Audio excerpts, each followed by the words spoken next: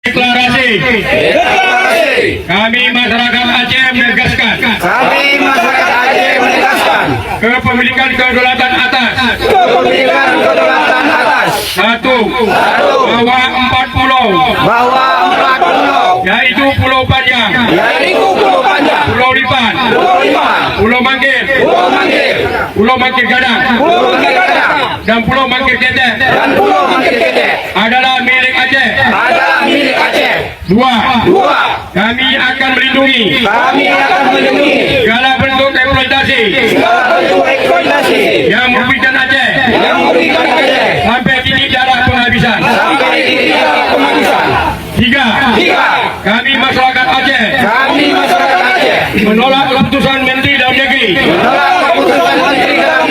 nomor 300.2.2 garis penghubung 2138 tahun 2025 yang tidak mempunyai dasar.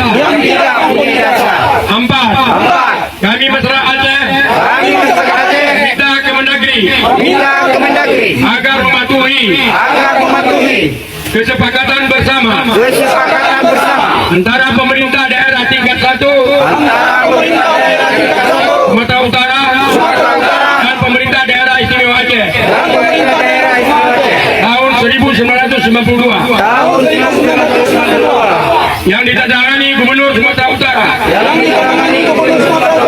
Bapak Raja Inal Siregar dan Gubernur Aceh Bapak Ibrahim Hasan, serta disaksikan oleh Menteri Dalam Negeri Bapak Budini, yang mana 4 pulau adalah bagian dari Aceh.